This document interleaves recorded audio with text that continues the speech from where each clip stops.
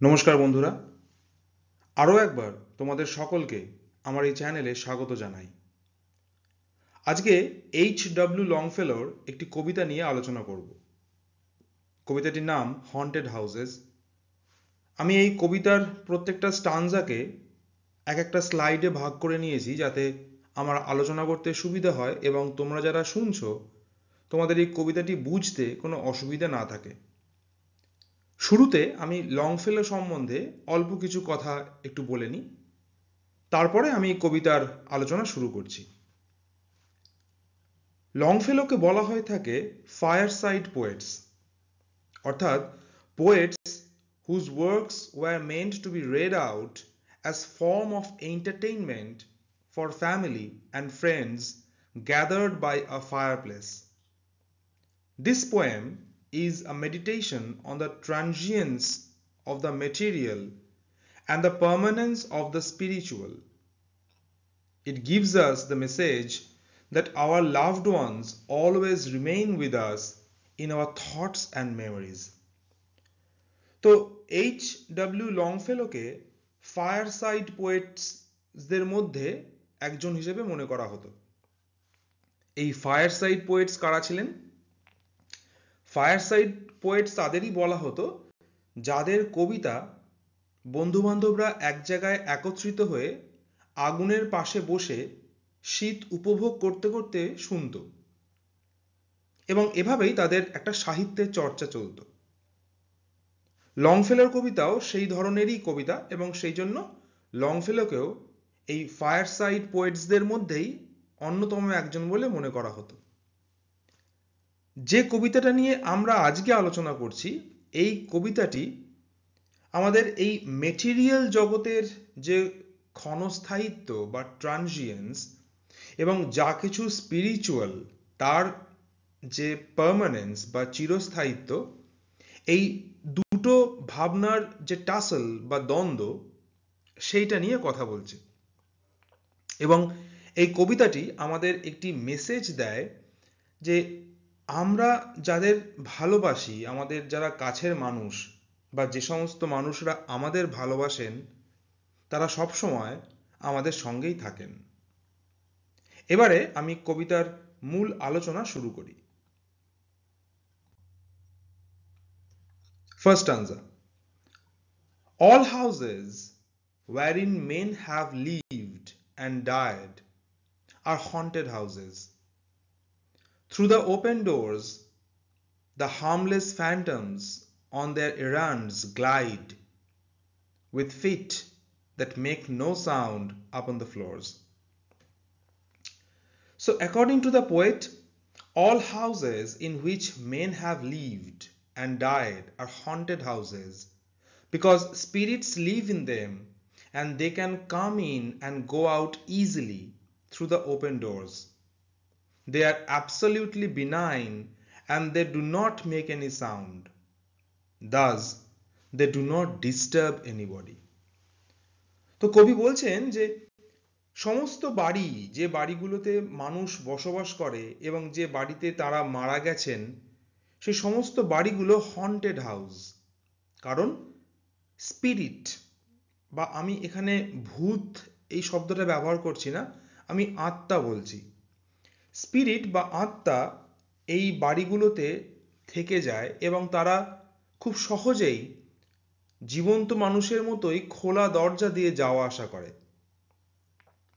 এবং লংফেলো এটাও মনে করছেন যে দে আর অ্যাবসলিউটলি বিনাইন, অর্থাৎ তারা একেবারেই ক্ষতিকারক নয়, and they do not make any sound, তারা কোনো শব্দও করে না, এবং তারা অন্য কোনো জীবিত মানুষকে কোনোভাবেই বিরক্তও করে না।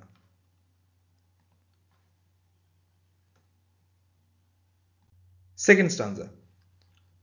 We meet them at the doorway, on the stair, along the passages they come and go, impalpable impressions on the air, a sense of something moving to and fro. Through this stanza we can figure out the behavior of the ghosts. এখানে যদিও ghost লেখা আছে, কিন্তু আমি বলার সময় spirit বলছি। The poet says that we meet them on stairways, the door and they come along the same path we use. They seem to us impalpable. So even though we do not see them, they are still around us. Thus, Longfellow is presenting before his readers a less scary concept of ghost. This is very important. তো এই second স্টানজায় কি হচ্ছে না, এই second স্টানজায় লংফেলো এই স্পিরিটদের বিহেভিয়ারিস্টিক pattern সম্বন্ধে আলোচনা করছেন। তাদের যে আচরণ, সেই আচরণ নিয়ে তিনি কথা বলছেন।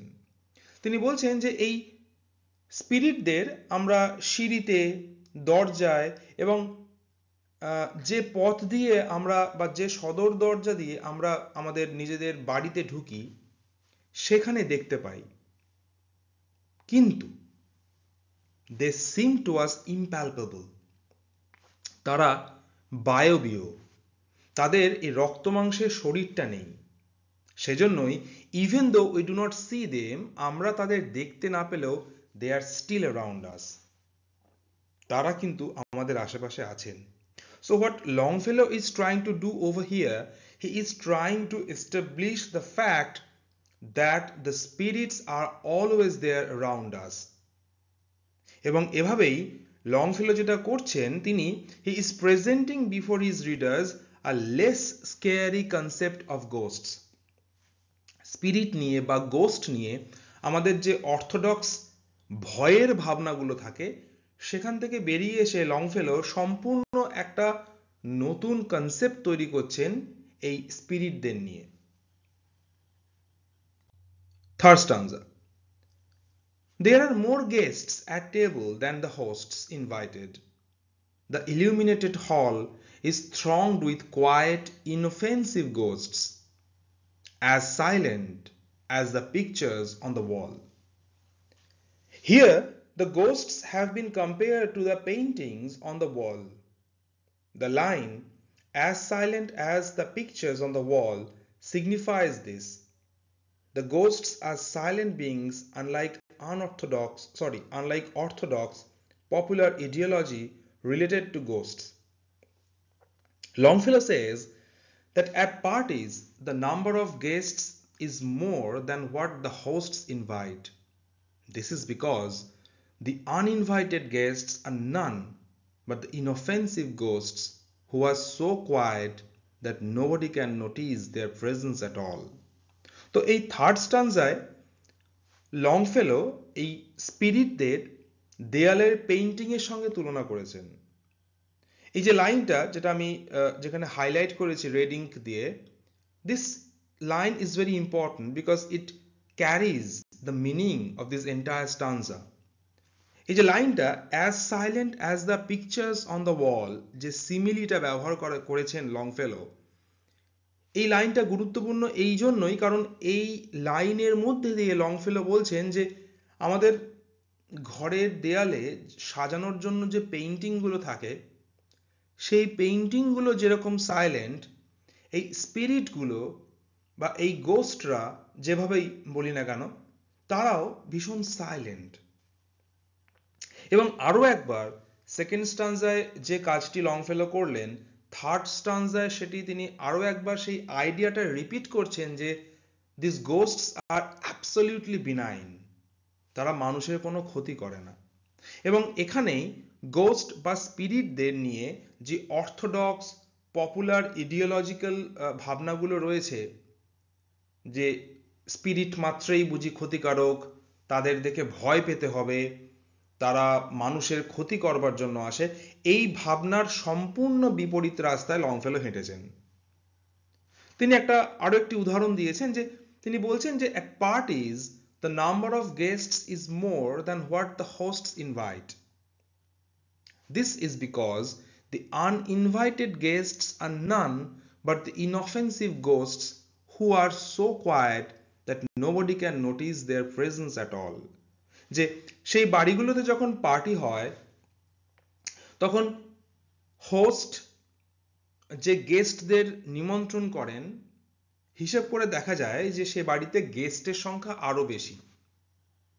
শুধু পার্থক্য এখানেই, কেউ এই অদৃশ্য স্পিরিট যারা সেই বাড়িতে গেস্ট হিসেবেই সেখানে প্রেজেন্ট রয়েছেন, তাদের দেখতে পান না, কারণ তারা এই বাড়িগুলোতে, এই হন্টেড হাউসগুলোতে বারে বারে ঘুরে আসেন কারণ তাদের মায়া থেকে, তাদের ভালোবাসা থেকে।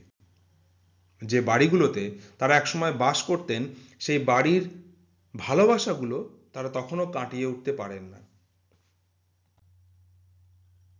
Fourth stanza. The stranger at my fireside cannot see the forms I see, nor hear the sounds I hear. He but perceives what is, while unto me all that has been is visible and clear. In this stanza, the poet is talking about a stranger who cannot see the spirits. Longfellow is establishing a difference between himself and the stranger by saying that he himself can see the unseen forms and hear their sounds. The stranger can only perceive them. Human beings cannot see ghosts, but it seems that the poet has got the ability to do so. তো এই স্টানজায় লংফেলো নিজের যে difference in comparison to other people সেটা বোঝানোর চেষ্টা করেছেন। তিনি বলছেন যে একজন স্ট্রেঞ্জার, সে এই হন্টেড হাউসগুলোতে এসে এই স্পিরিটদের এক্সিস্টেন্স বুঝতে পারে না, কিন্তু কবি নিজে বুঝতে পারেন।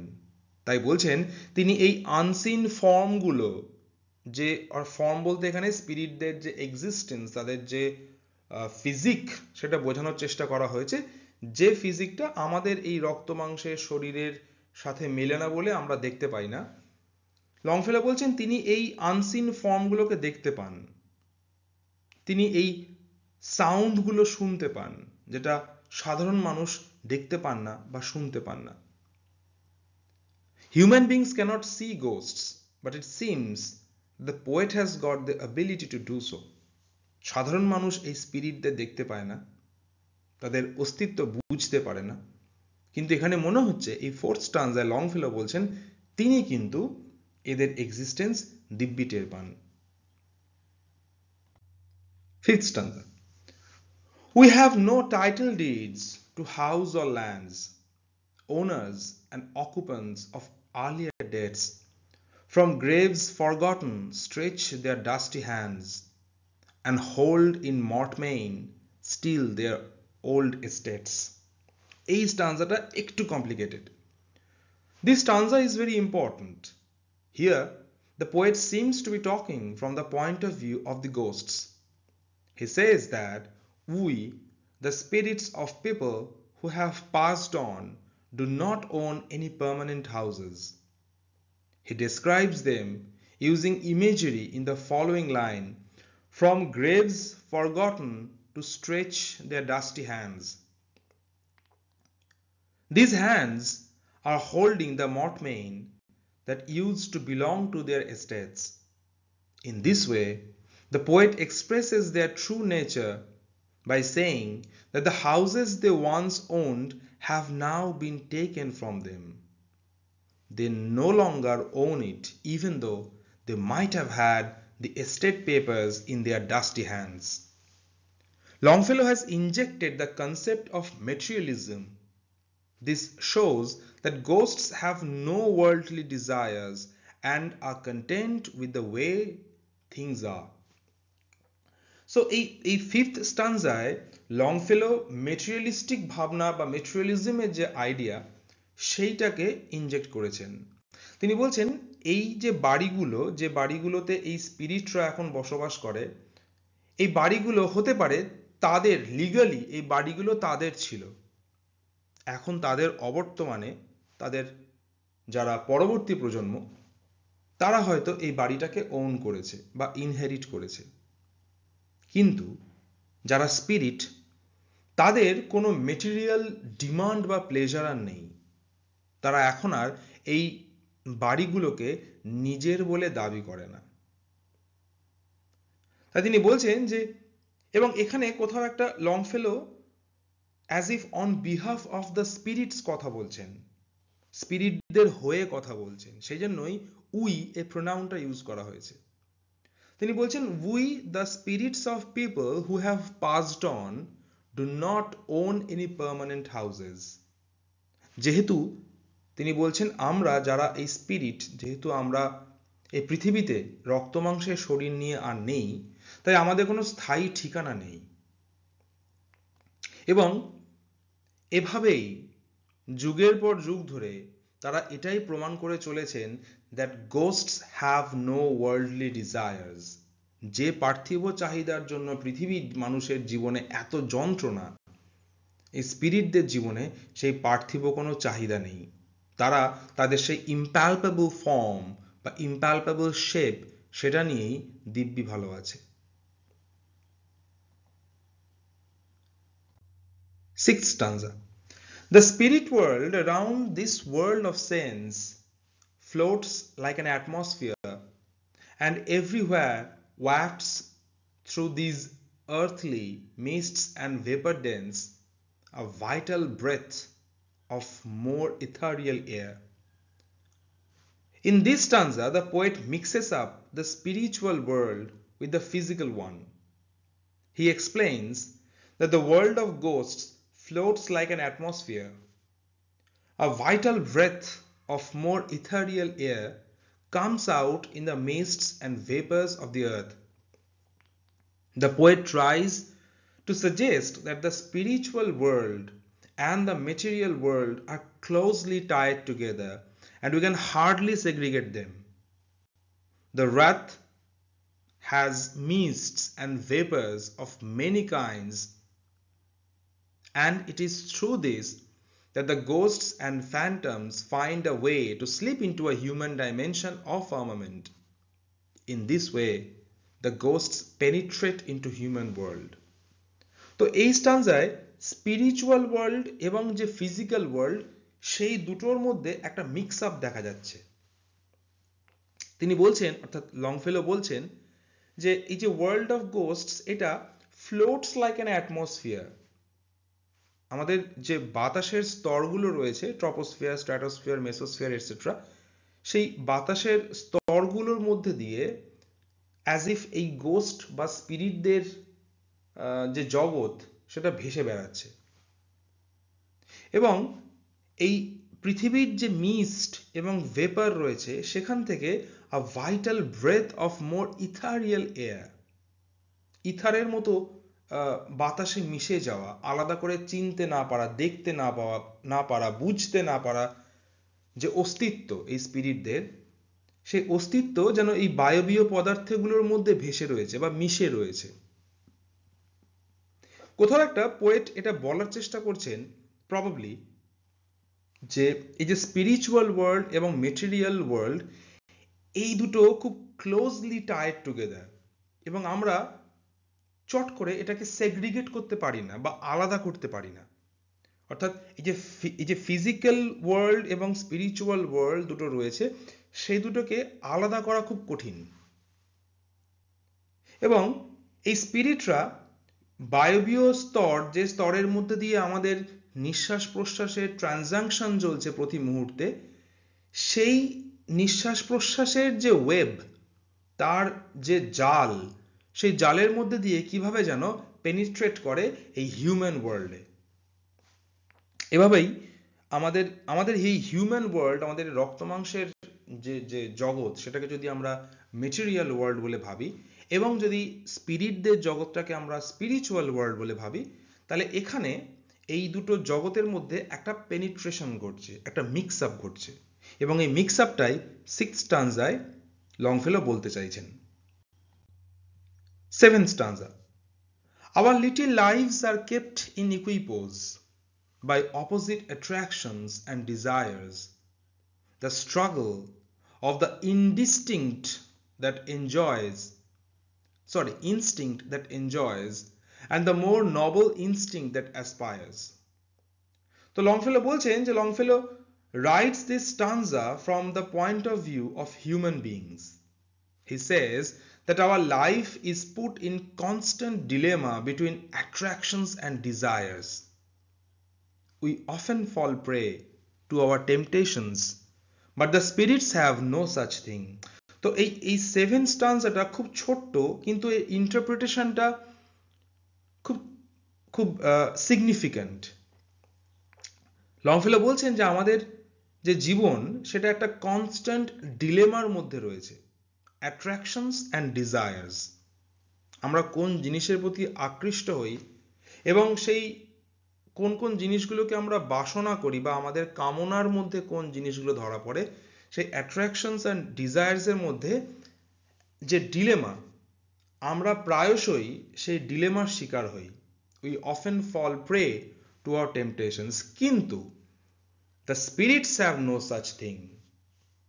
এই স্পিরিচুয়াল ওয়ার্ল্ডের বাসিন্দা যারা, এই স্পিরিট, তাদের এরকম কোনো ডিলেমা নেই, তাদের কোনো অ্যাট্রাকশনও নেই, কোনো ডিজায়ারও নেই। তারা এই সমস্ত ইলিউশন থেকে মুক্ত।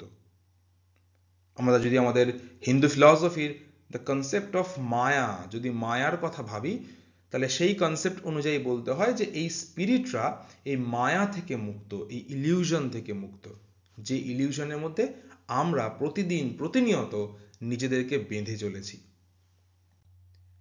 8th stanza. These perturbations, this perpetual jar of earthly wants and aspirations high, come from the influence of an unseen star, an undiscovered planet in our sky. Very beautiful stanza. In this stanza, Longfellow is trying to find out the causes of our perturbations. He thinks that the root behind our disturbances or perpetual jar is our endless demand for earthly pleasures. He firmly believes that our earthly wants and aspirations come from an unseen or unexplored star and planet. He puts the blame on this vast universe for such material desires. তো এই স্টানজায় কি হচ্ছে না, এই স্টানজায় লংফেলো আমাদের এই যে পারটারবেশনস বা বিরক্তি বা এই যে পারপেচুয়াল জার, চিরকালীন যে আমাদের সংগ্রাম, অশান্তি, যন্ত্রণা, দুঃখ, এই সমস্ত কিছুর কারণ খুঁজতে চাইছেন। এবং এটা যে শুধুমাত্র কবি লংফেলো বা লংফেলোর মতো কবিরা করেছেন তা কিন্তু নয়। বিভিন্ন ধর্মে, বিভিন্ন মিথোলজিতে দেখা গেছে ধর্মীয় গুরুরা বা রিলিজিয়াস প্রিচাররা বারে বারে এটাই খোঁজ করেছেন যে মানুষের জীবনের যন্ত্রণার কারণ কি। যেমন বুদ্ধিস্ট ফিলোসফিতে পরিষ্কার বলা আছে যে প্রত্যেক যন্ত্রণার কারণ আছে এবং সেই যন্ত্রণা থেকে মুক্ত হওয়ারও কারণ আছে। আমরা যদি আমাদের হিন্দু মিথোলজি বা হিন্দু ফিলসফির দিকে তাকাই, সেখানেও কিন্তু প্রত্যাশা করতে না বলা হয়েছে। গীতায় তো পরিষ্কার বলাই হচ্ছে যে শ্রীকৃষ্ণ অর্জুনকে বলছেন যে কর্মফলের আশা ত্যাগ করতে, অর্থাৎ কোনো প্রত্যাশা না রাখতে। লংফেলোর এই স্টানজাটিও কতকটা সেরকমই শোনাচ্ছে, যে তিনি বলছেন যে এই যে রুট, মূল যে কারণ আমাদের ডিস্টারবেন্সেস বা এই পারপেচুয়াল জার, তার হলো endless demand for earthly pleasures. পৃথিবীর জিনিসের, পার্থিব জিনিস, পার্থিব আনন্দের পিছনে আমাদের চিরন্তন দাবি, আমাদের চিরন্তন লোভ এই পার্থিব বিষয়গুলোর পিছনে। তিনি বিশ্বাস করেন যে এই যে আর্থলি ওয়ান্টস অ্যান্ড অ্যাসপিরেশনস, এইগুলো কোনো এক অদৃশ্য গ্রহ নক্ষত্রের জগৎ থেকে আসে এবং তিনি এই যে মেটেরিয়াল ডিজায়ার মানুষের মধ্যে, আমাদের মধ্যে এই যে এত মেটেরিয়াল ডিজায়ার, এর জন্য কিন্তু দায়ী করেছেন এই vast ইউনিভার্সকে। 9th stanza. And as the moon from some dark gate of cloud throws over the sea a floating bridge of light, across whose trembling planks our fancies crowd into the realm of mystery and night. চমৎকার একটা visual imagery রয়েছে এখানে।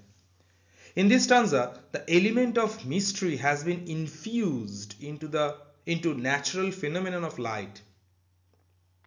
Longfellow presents before us this picturesque imagery to depict how our past influences often serve as guiding lights, much like how the moon illuminates the sea and creates a bridge of light.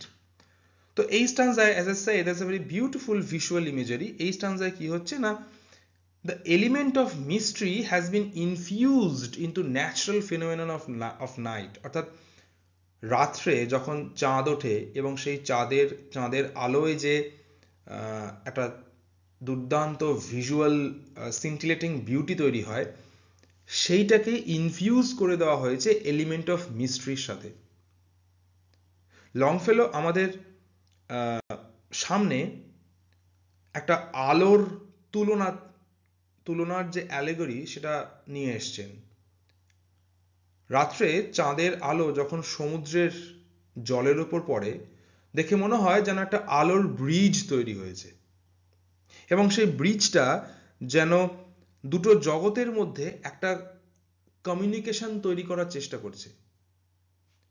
লংফেলো বলছেন যে এই স্পিরিটরা এরাও অনেকটা চাঁদের আলোর মতোই আমাদের জীবনে একটা গাইডিং লাইট হিসেবে কাজ করে। ঠিক যেভাবে চাঁদের আলো ইলুমিনেট করে, সমুদ্রের জলের উপর পড়ে রিফ্লেক্ট করে, চকচক করে, ঠিক একই রকম ভাবে এই স্পিরিটরাও আমাদের জীবনটাকে অনেকভাবে গাইড করে, আলোকিত করে। আমাদের জীবনেও একটা সিন্টিলেটিং বিউটি তৈরি করে এই স্পিরিটরা। 10th stanza. So from the world of spirits there descends a bridge of light, connecting it with this, over whose unsteady floor that sways and bends wander our thoughts above the dark abyss. তো এইটা হচ্ছে আমাদের আজকের পোয়েমের last বা concluding স্টান্জা, and this concluding stanza suggests that the world of past influences inhabited by the spirits provides a connection to our present. Our present decisions and feelings are continually shaped by those who have left us forever. The poet has connected the virtual world of thoughts present in our minds along with the world of spirits. Probably he wants to suggest that spirits are nothing but the fragments of our imagination and they are not harmful at all. তো এই concluding স্টানজায় লংফেলো এটাই বলার চেষ্টা করছেন যে the world of past influences inhabited by the spirits provides a connection to our present. যারা এই জগৎ ছেড়ে চলে গেছে তারা বা তাদের সঙ্গে এই বর্তমান যে জগৎটায় আমরা বেঁচে রয়েছি, বাস করছি, একটা যোগাযোগ আছে।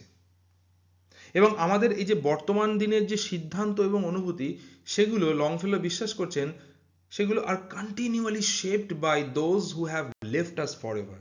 তো আমাদের এই বর্তমান জীবনের ডিসিশনসগুলো, আমাদের অনুভূতিগুলো ভীষণভাবে শেপড হয়, কন্ট্রোলড হয় বা নিয়ন্ত্রিত হয় সেই স্পিরিটগুলো দ্বারা যারা আমাদের ছেড়ে চলে গেছেন। এবং এভাবেই লংফেলো এই কনক্লুডিং স্টানজায় যে কাজটা করছেন, তিনি আমাদের মনের যে চিন্তার জগৎ, চেতনার জগৎ, তার সাথে এই স্পিরিটদের যে ভার্চুয়াল জগৎ, সেই জগৎ দুটোকে মিশিয়ে দিচ্ছেন। কারণ সম্ভবত এটাই তিনি বলতে চাইছেন যে এই যারা স্পিরিটরা আমাদের আশেপাশে ঘুরছে, এই হন্টেড হাউসগুলোতে ঘুরছে, এরা nothing but the fragments of our imagination and they are not harmful at all.